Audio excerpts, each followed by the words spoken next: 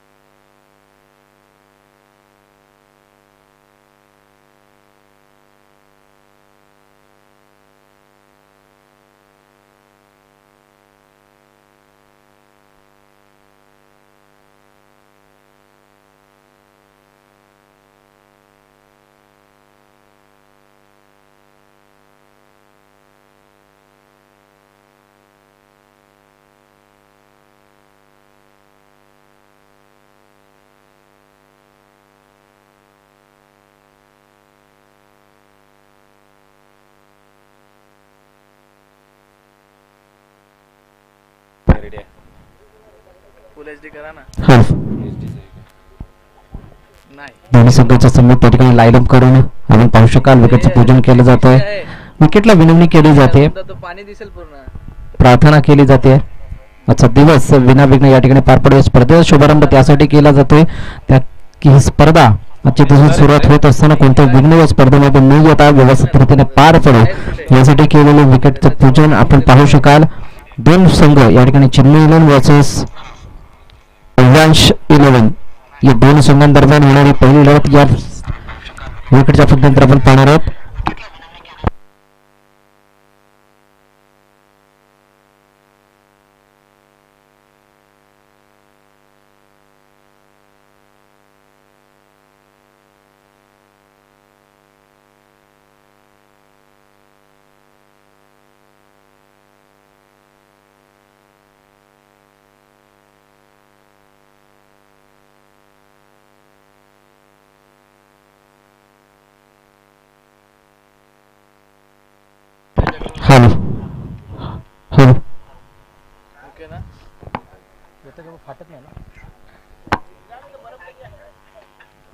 Ganpati Bappa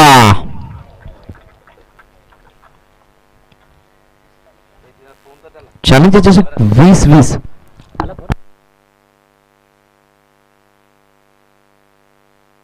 hello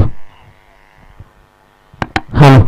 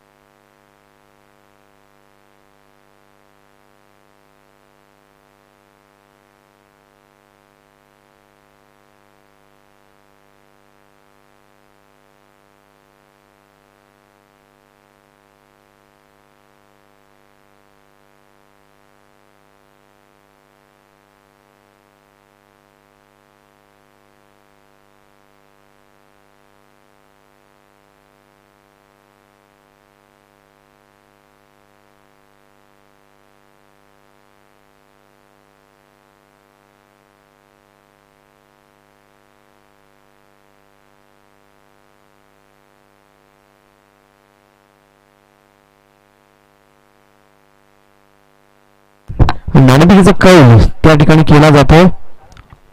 Chennai 11 versus अव्यांशा 11. Avyansh 11 या दोन संघांदरम्यान एक महत्त्वपूर्ण लढत या स्पर्धेचा शुभारंभ या पहिल्या सामन्याने या ठिकाणी केला जाणार आहे.